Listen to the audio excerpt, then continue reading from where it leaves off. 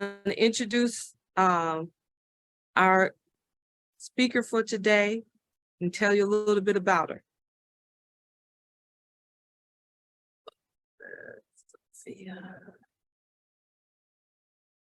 Sister Safiya has been an emotional freedom technique practitioner for the past 11 years. She has impacted hundreds through her continuing education seminars for healthcare professionals, community workshops, and individual sessions. She currently works for a company Able To as a behavior coach, providing mind, body, and healing techniques to clients with anxiety, depression, and chronic pain. Safiya serves as a committee member for ACEs Matter, a charitable fundraising service for promoting research education and the means and methods of caring for those affected by adverse childhood experiences. She recently completed her training to be a trauma-informed life coach. Her plan is to help people heal from the effects of trauma. Without any further ado, I would like to introduce you to Safiya. Thank you for your introduction.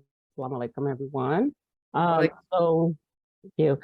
So I want to kind of expound on the introduction and just tell a little bit about myself. So I have my degree in occupational therapy, and I got that. I think I got it in 1999. I started practicing in 2000, and I didn't love it at all. I did enjoy helping people and working with people. So I knew that that was something that I was meant to do, but I just didn't love it. So I tried like many different settings. I worked with geriatrics and nursing homes, assisted living facilities. I worked with children in schools.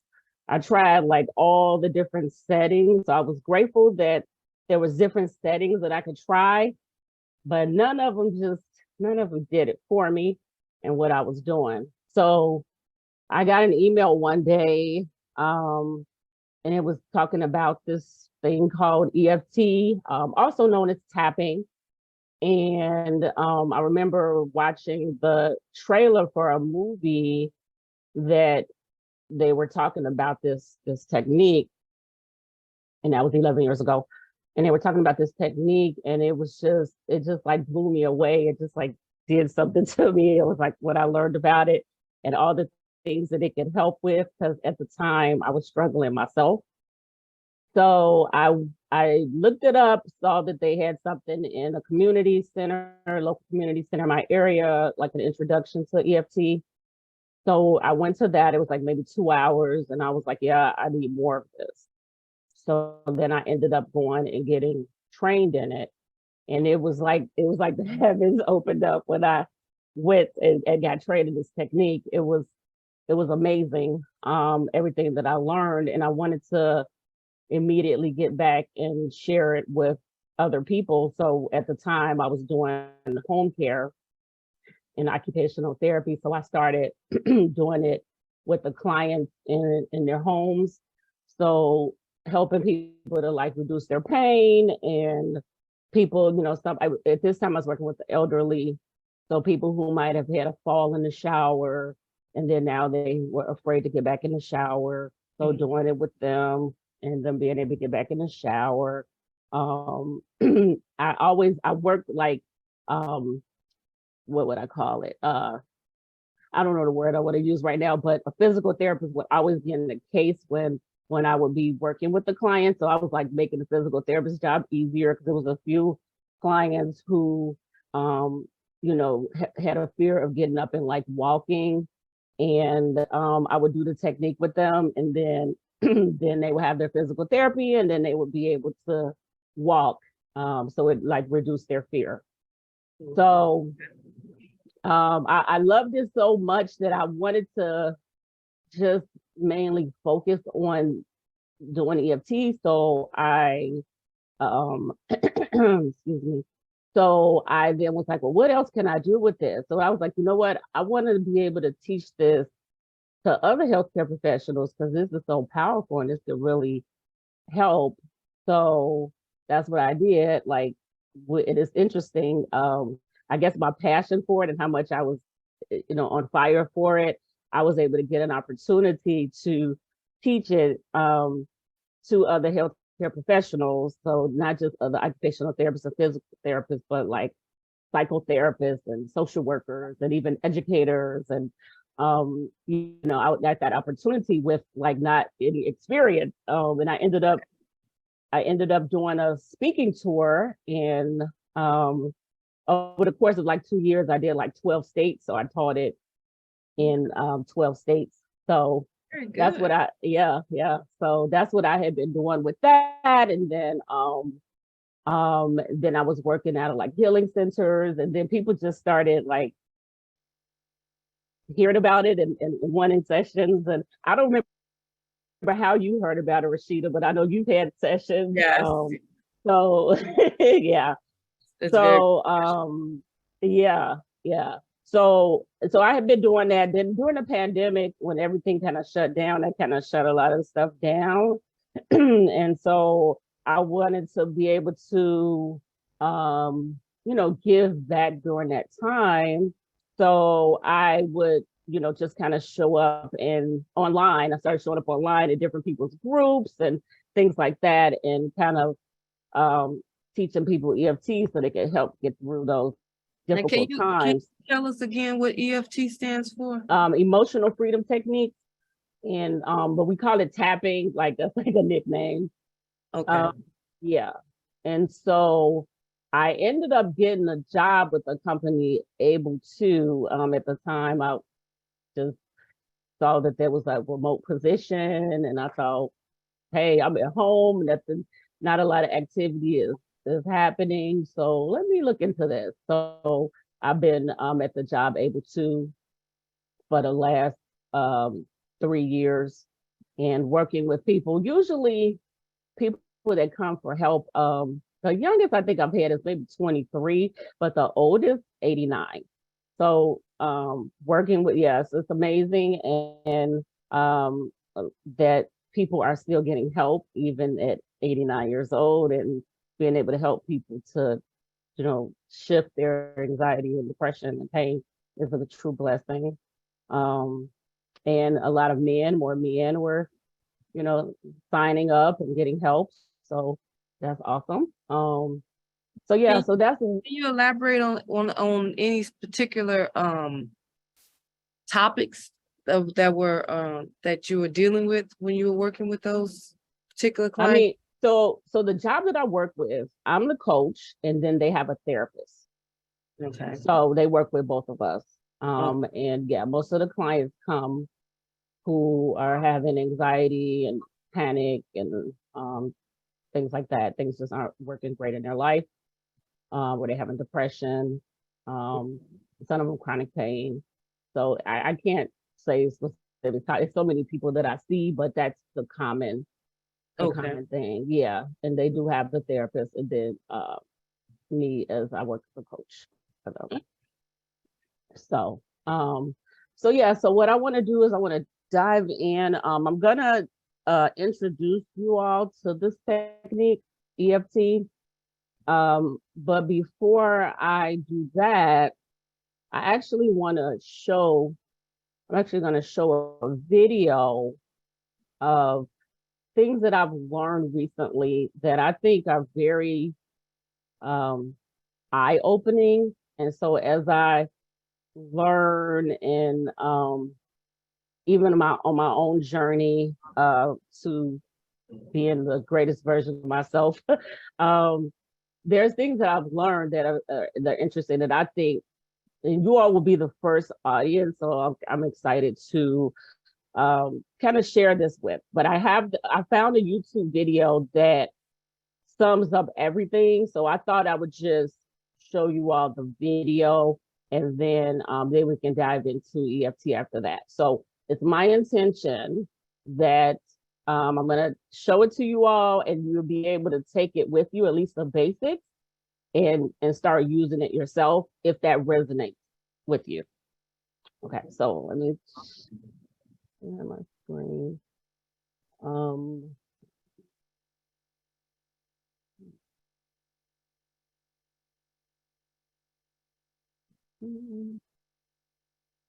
Oh, what is that?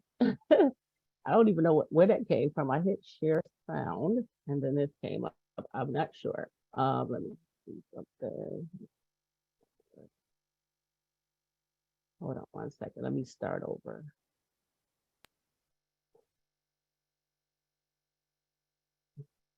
Close that out. And then I do have to let you all know it is a YouTube video, and hopefully it doesn't ad doesn't bust out because it will do that sometimes. I'm not ad free. So hopefully not. Okay. Oh, Fine. it's blocking the, oh, there it is. Okay. Now, the video. Let me make sure the sound is on. Share. Tell me if you can hear this before. Did you hear that? Okay. Yeah. All right. So I'm going to. Over half of us have a chronic disorder such as high blood pressure or autoimmune disease. Rates of anxiety, depression, PTSD, and addiction are skyrocketing. Why? The roots of these issues and more can often be traced to trauma, adverse childhood experiences, chronic stress, and ultimately, nervous system dysregulation. Meet your autonomic nervous system. Let's call it ANS. ANS takes care of a lot of your automatic functions, like your heartbeat, digestion, and body temperature. ANS also manages your survival and stress response, working to keep you alive when your life is in danger. ANS functions as our built-in detection system, constantly scanning our environment for cues of safety and cues of danger. As ANS scans the environment, it has 3 general responses or states. Safe. You feel calm, relaxed, and connected to those around you.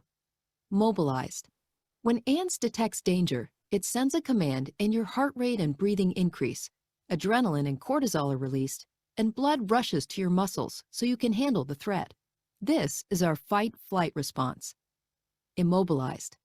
When ANS detects that the danger is so great that you can't fight or run, it shuts you down. In this state, our heart rate, blood pressure, and body temperature decrease, and pain-numbing endorphins are released.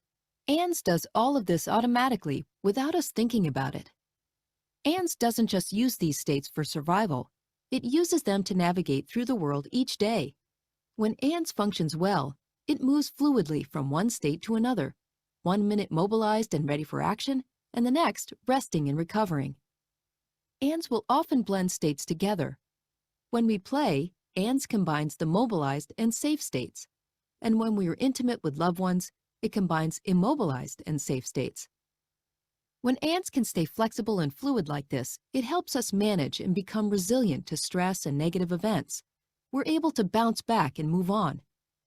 Unfortunately, when we experience trauma and chronic stress, it can keep ANS from functioning in a healthy, regulated, and resilient way, and can keep us stuck in states of survival. A friendly get-together can become frightening. A simple meeting at work can become threatening. For those with a history of trauma and chronic stress, the ANS detection system often becomes faulty, constantly signaling danger even when we are safe. It's like ANS is an alarm system, constantly signaling fire even when there's no smoke and no flames. Consistently living in these survival states can be debilitating, and we often develop adaptive strategies like using drugs, alcohol, food, work, or sex in an attempt to bring regulation and temporary relief. Understanding how trauma impacts us is critically important. There is a whole spectrum of experiences that can be traumatizing and adversely impact ANS, like accidents, assaults, and natural disasters, which are often called shock traumas. There is also developmental or relational trauma, when we experience chronic adversity, abuse, neglect, and lack of safety while growing up. Many other experiences can be traumatizing, including chronic stress, medical procedures, and adverse community environments like poverty, discrimination, and violence. Additionally, new research in epigenetics shows us that trauma can get passed down genetically at least 3 generations. In the past, we've thought about trauma as events that happen to us. We now know that trauma is an experience, not an event. It's what happens inside of us as a result of what happens to us. It's our response to the event rather than the event itself. Over 20 years ago, Kaiser and the CDC launched a groundbreaking study of over 17,000 patients that showed a direct link between adverse childhood experiences, or ACEs, and long-term health and wellness. In the study, 2/3 of participants reported at least one ACE. Over 20% reported 3 or more. When participants reported 4 or more ACEs, this corresponded to an increased chance for heart disease, cancer, drug abuse, and more. With 6 or more ACEs, life expectancy decreases by almost 20 years. We are learning that many physical and emotional symptoms may emerge from a chronically dysregulated ANS. When ANS gets stuck in survival states, our biology shifts its focus from the tasks that keep us healthy, happy, and thriving to surviving the immediate perceived threat. Many conditions and symptoms that are chronic and difficult to diagnose and treat can be attributed to a dysfunctional ANS. Our childhood experiences can also keep us from connecting with others. This is vitally important because as children, our #1 survival priority is to attach to caregivers. When the people responsible for our safety aren't safe, and we are living in chronic states of unsafety, ANS doesn't get wired right. The part of ANS that judges what is safe and what is not becomes faulty. If intimacy and connection were unsafe as a child, as adults, we'll often unconsciously reject attempts from friends and partners to connect. Even though intimacy and connection is what we want, ANS feels it's unsafe and won't allow it. Trauma compromises our ability to engage with others, replacing the need for connection with the need for protection. When there has been trauma, ANS can no longer differentiate between our unsafe past and our now safe present. ANS can't turn off the need to protect, even though we are now safe. So what can we do when ANS becomes dysregulated? How do we recover from trauma and develop a healthy, regulated, resilient nervous system? Fortunately, we can retrain ANS to feel safe again. This is best done with the help of others.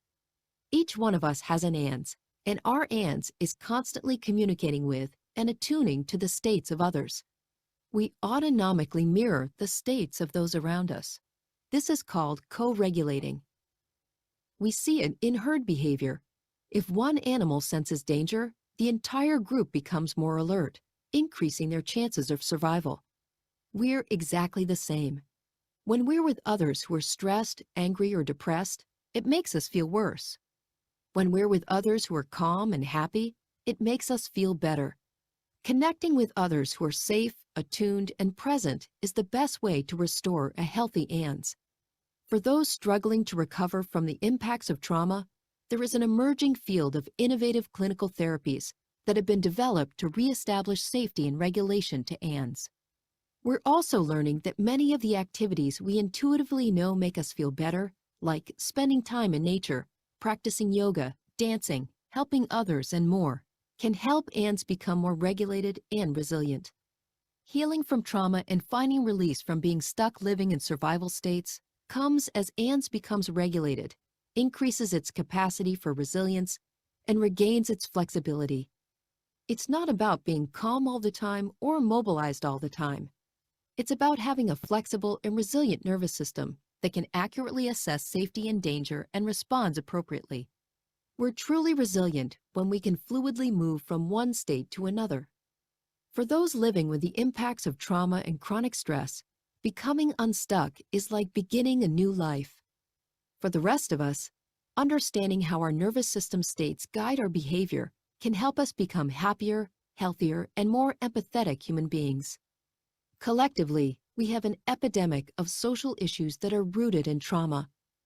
If we can do the work to heal past traumas and build healthy, regulated nervous systems as individuals, families, and communities, we can end the cycles that continue to reinforce our greatest challenges and create a safer, vibrant, and more connected world.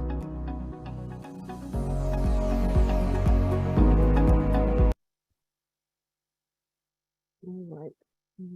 I'm gonna actually, a moment. All right. So I just wanted to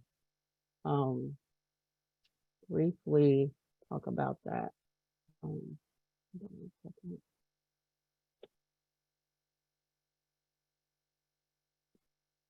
Yeah, so those are some of the things that I learned, like on this, in my education, learning about trauma and just being in the mental health space. Some of the like misconceptions that people think that trauma is like a specific event, but it's not the event, it's what happens inside of us as a result of that event. And when this happens inside of us and then there's no one there to support us through that is where what happens is it then dysregulates our nervous system. It's called the autonomic nervous system. And that dysregulates our nervous system. So the trauma is not just about the event or the memories, it becomes a part of the biology and it affects our biology. And so a lot of the chronic health issues and everything that people have, anxiety, depression, the chronic health issues, are as a result of a dysregulated nervous system.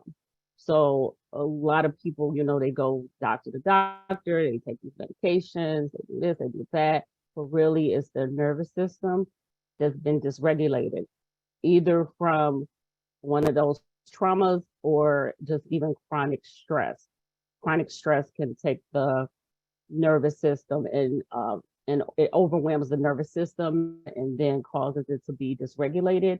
And then again, for me, being on this, on my journey, I had a lot of chronic health issues and anxiety and depressions and all. I was trying to figure out why, because I didn't experience any traumas necessarily, growing up. Not a lot of traumas. I mean, I was like bullied in 7th grade, which was traumatic. But there's an intergenerational thing happening too, like 3 generations back. So my parents experienced a lot of trauma and they had what is called high ACE scores, adverse childhood experiences, the high ACE score. I would recommend everybody look up what their ACE score is, adverse childhood experience. You can just Google it, adverse childhood experiences quiz, and there's a quiz with like 10 questions.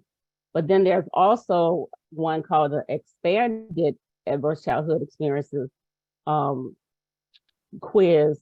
And so, because there's I'm not going to go too much into it, but there is those 10 questions and they kind of look at physical abuse and neglect and, things like that. But the expanded one looks at, the community, growing up in an unsafe community. And I know for me, like when I was young, there was a period where we grew up, I call it in the hood, grew up in the hood and, people got shot and things like that. Those are traumatic experiences, adverse childhood experiences. So, community traumatic, in unsafe communities is also can be a trauma. So I will look into that adverse childhood experiences quiz and then expanded adverse childhood experiences. It's not a quiz for the expanded one, but you can just look that up and just kind of see where you're at. But I just wanted to talk about that. Anybody who's experiencing like chronic health issues and things like that, then is connected to the nervous system being dysregulated. So EFT, the technique I'm going to talk about today, is a technique that can help to regulate the nervous system. So I wanted to introduce you all to that and kind of show you how that's done. And we can go from there. Okay, so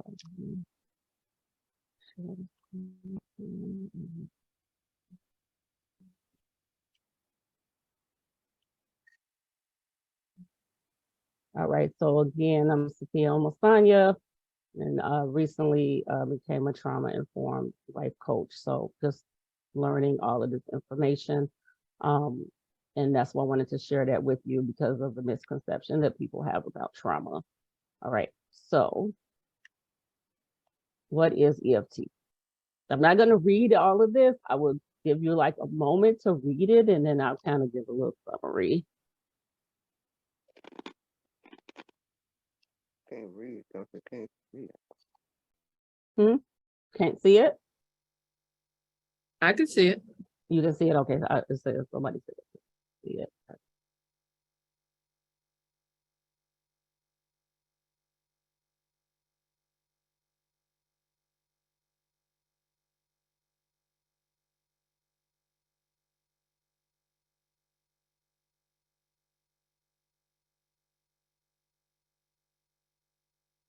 Okay. All right. So it is EFT is a stress relief technique. When we, and I'm sure everybody is familiar with the fight or flight response, when there's something going on, who, what, when, where, and you can start to feel your heart beating really fast. Maybe there's butterflies in the stomach, maybe you're choked up. That's you going, that's one's body's going into the fight or flight response. And so this technique, EFT, emotional freedom techniques, is a technique that one can use on their own to calm down their body and turn off that stress response. It is a combination of Eastern medicine and then modern day psychology. Eastern medicine says that there's meridians that run through the body and that we have energy that flows through these meridians. And when we are under a lot of stress or experience trauma, then there's a decrease in flow of this energy, or you might have heard it as like chi. It is a decreased flow of that energy. But in modern day psychology, which for me, that's when they started doing the research about the fight or flight response. That's when I was like, okay, I can start sharing this. When I first learned it, it was just they considered it like woo woo, but now they have all types of studies. It's it's evidence based to help turn off that fight or flight response. So that's kind of what I usually go with when I talk about it. Okay. Yeah. Okay. So so it regulates the nervous system and it boosts immunity by putting the body back into the parasympathetic nervous system response. So that allows the immune system, digestive system, reproductive system, and endocrine system to function as it should. Because when we are in that fight or flight response, our body is in the stress response. And when we're in the stress response, it affects our organs.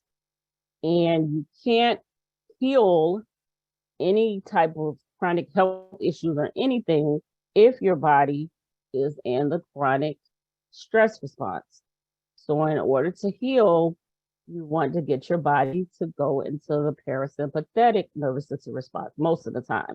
Now, like according to that video, you want to have a flexible nervous system. So you want to be able to go in and out of the states, but you can't live in that stress response, if you forever, like you constantly under stress, or there's stored trauma, then you're going to have all types of health issues. But with the parasympathetic nervous system response, that's the relaxation response.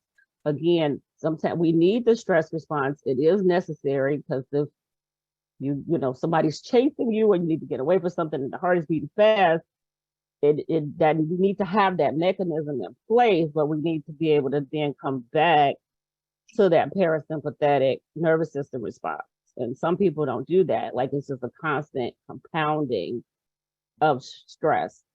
And so we already have trauma stored in the body, and then we compound things with more and more and more and more stress, which usually that's what happens, then we can't heal. And then at the end of the day, this is when you see all of the health issues. So reducing stress also reduces cortisol levels in the body, This reduction aids your body's ability to fight inflammation and boost your immune system.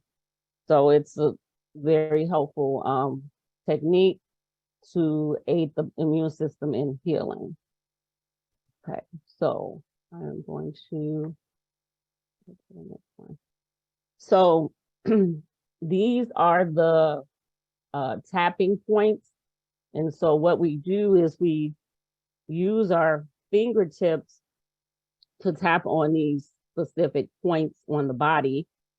And it's almost like, I guess, like acupressure. A lot of people have heard of acupressure, but we're using our own fingers to tap on these points on the body.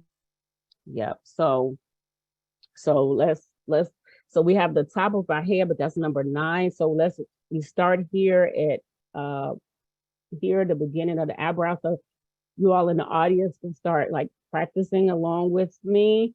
So the beginning of your eyebrow point is the first point, and then we have the side of the eye.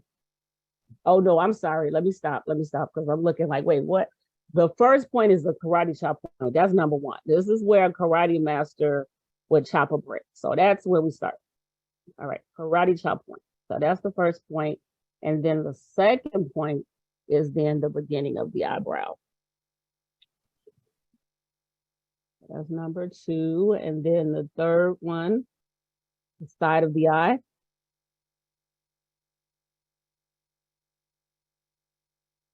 And then the fourth one is under the eye.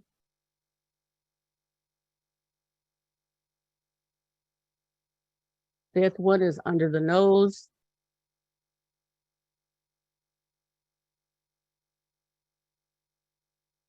Sixth is under the chin.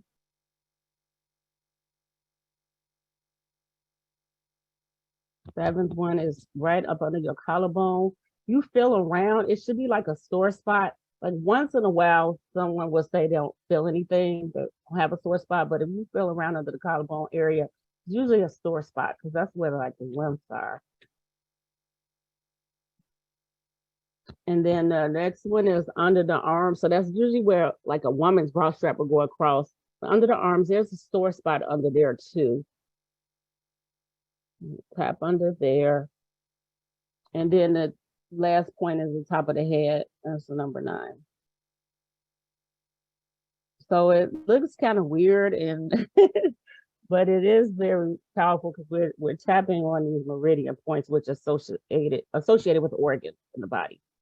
So I'm going to just kind of tell you some ways to be able to do this. And then I'm gonna give you all some time to just kind of do it yourself and kind of experience it. So just take a moment and kind of familiarize yourself with those tapping points.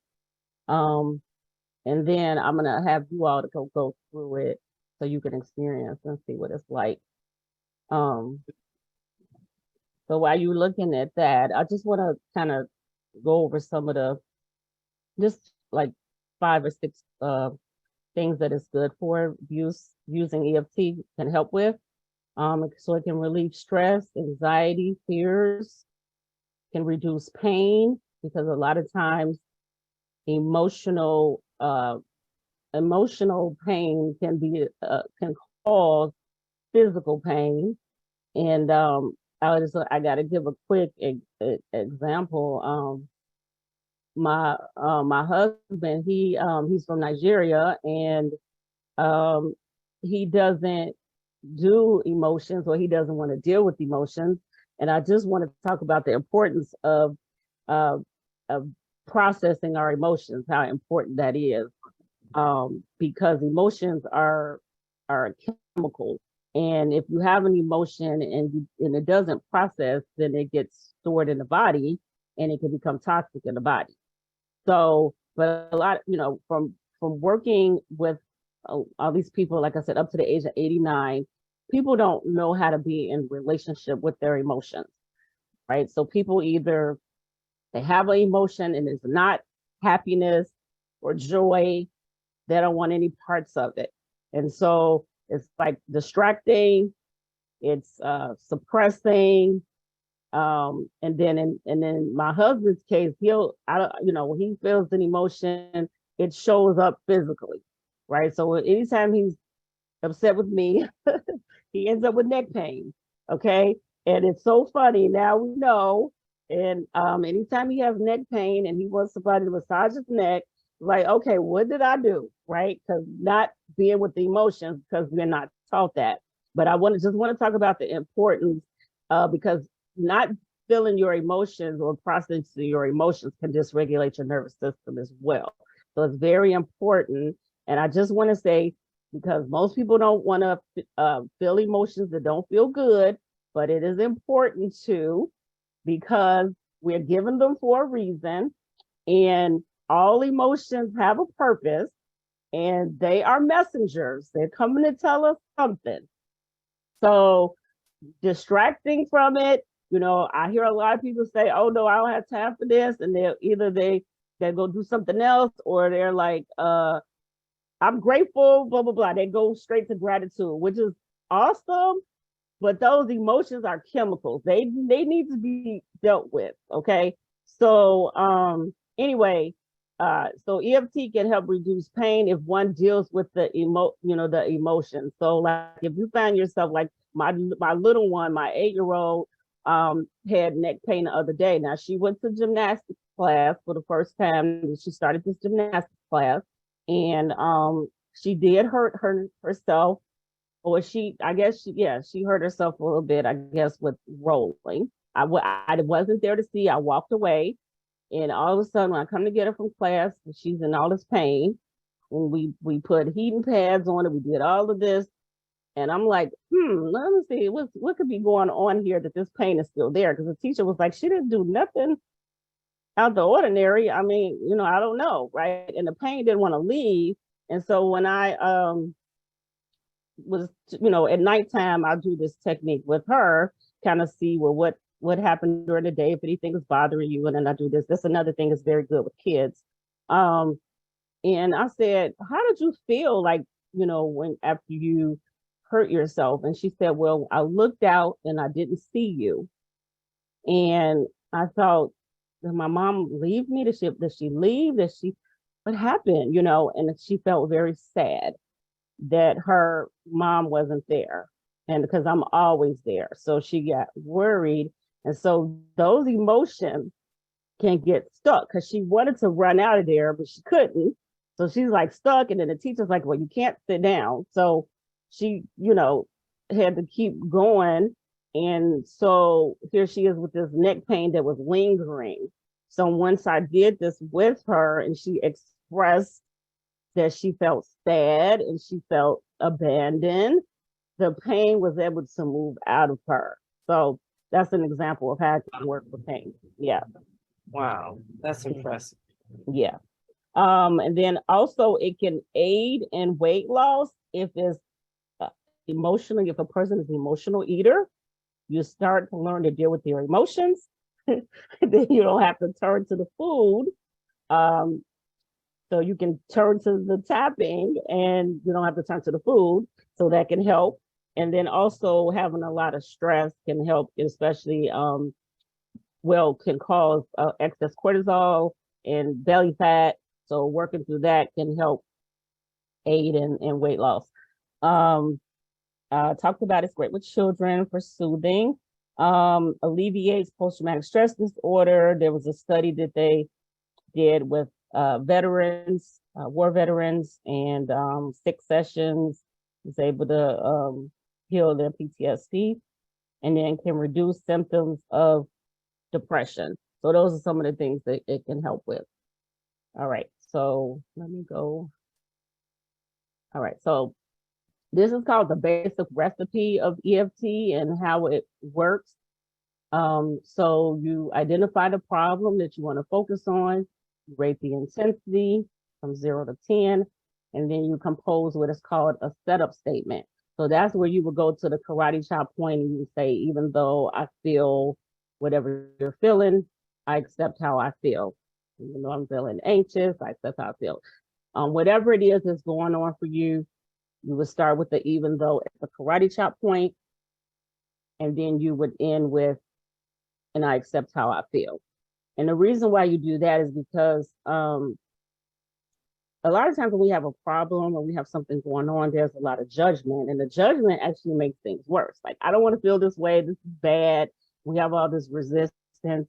So when we say, even though I feel whatever, I have this going on and I accept how I feel, then it neutralizes that judgment and resistance. And then we can, move forward with healing that. Okay. So that's kind of the basics of it.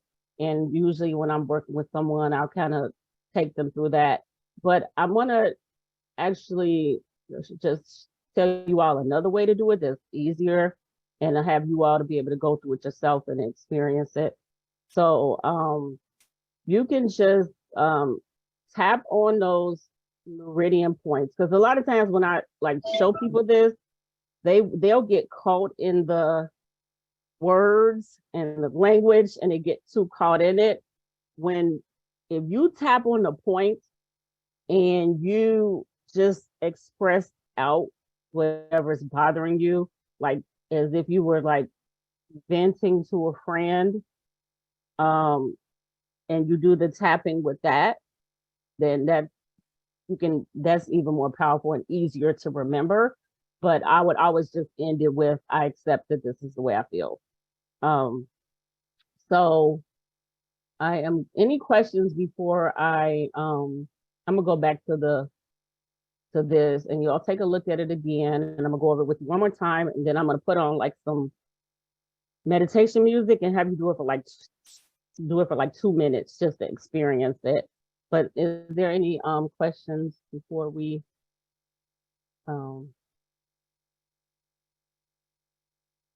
Checking the chat right now for any questions for Sister Safiya? I'd like to make a comment. Sure. Sure. This is Bashir Assad. Assalamu alaikum to our community. Like, Yeah, it was very, very interesting. And I related many of the subjects with emotion and the trauma that we see in society and individuals with our religion. And I see in this therapy technique a lot of the concepts that are built within our religious practices and concepts. Just one, when the sister was pointing out these particular physical techniques, I find that quite often, and we all have these emotional issues. And but when I say salat, and I put my forehead on the ground, a lot of those tensions and emotions seem to go away. And I related that technique, the tipping technique, to many of the positions that we have in our salat that relieves some of those emotions from us. And as she was pointing out, how in our society, these emotional traumas have come over time.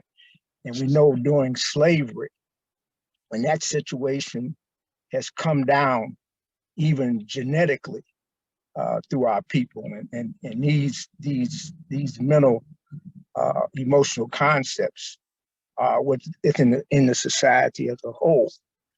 Also, something that she pointed out too, which was a help, was being around people in the community that helped could relieve this stress. And I think we experience that when we come to Salat as a body, when we come to the Jumu'ah prayer, when we say the congregational prayers together, these things too help us relieve I can feel that relief, the stress. I can feel that energy from other people in those particular settings. I'll point out one last thing, and that's something, a prayer that we were given by the Honorable Elijah Muhammad during what we call the first resurrection. And it addresses those emotional issues. It says, "Oh Allah, I seek that refuge from anxiety and grief. I seek that refuge from lack of strength and laziness. I seek that refuge from cowardliness and niggardliness. I seek that refuge from being overpowered by debt and the oppression of men. O Allah, suffice thou me with what is lawful. Keep me away from what is prohibited. And I seek refuge from all of those issues that causes us to have those emotional stresses." So I really appreciate what you have brought us today. Thank you. Thank you for sharing. Thank you so much. Okay, so I am going to put on this, put this on, and I'm gonna go over, hopefully no ads come on, but I'm gonna go over one more time the tapping. And if you miss a point or two, it's totally fine. It's okay. Just do the ones that you remember. But that first one is the karate chop point. And then the next one is the beginning of the eyebrow. Next one is the side of the eye. Next one is under the eye. Next one is under the nose. Under the lip. Collarbone. Under the arm. And top of the head. All right, so those are the points.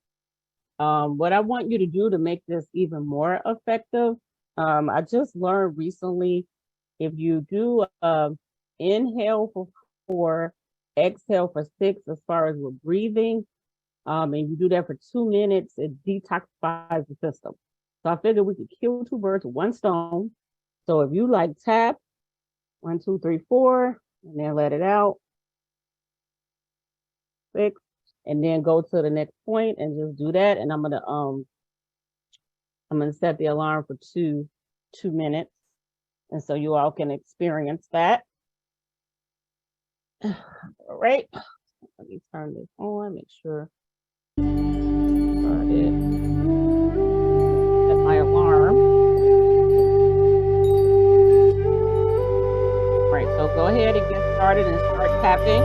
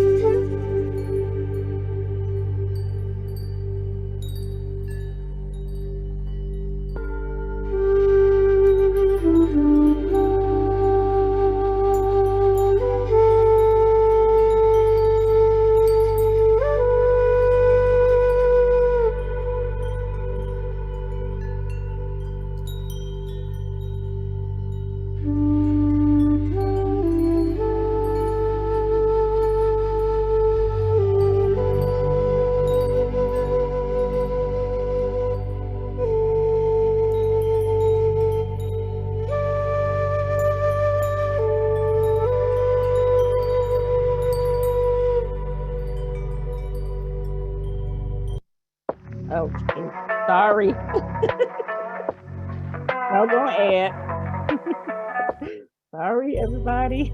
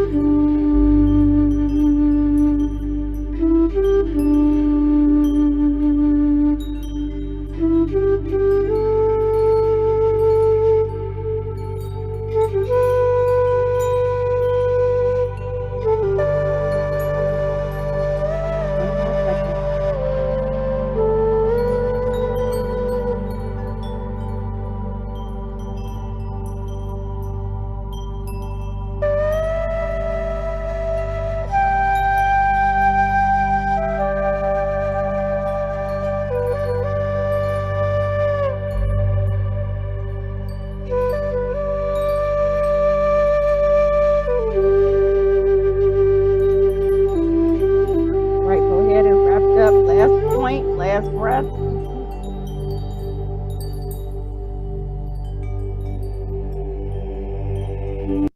The music is so soothing. I play it every day while I tap. All right. So all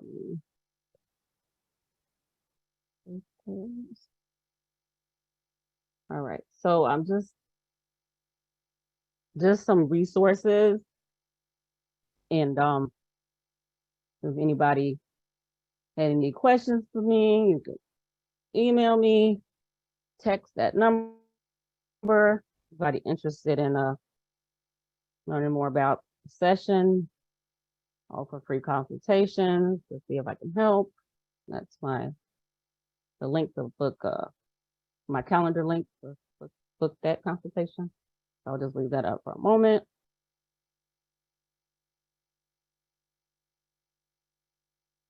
Somebody has a hand up, Dr. Gloria.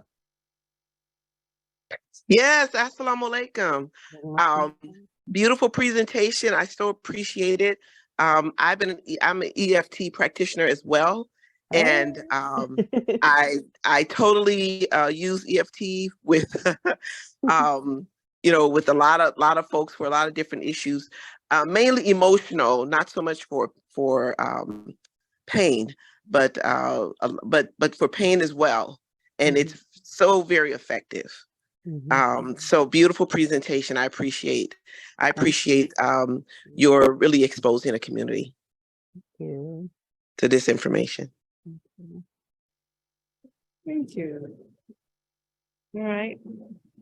Well, I think at this time we could, if there are no more questions, we can close out with Salatu Awesome. A'udhu billahi minash shaitanir rajim. Bismillahir rahmanir rahim. Wal as and I sound like a course. Ladina tawassa bil haq tawassa bil sabr. Ameen.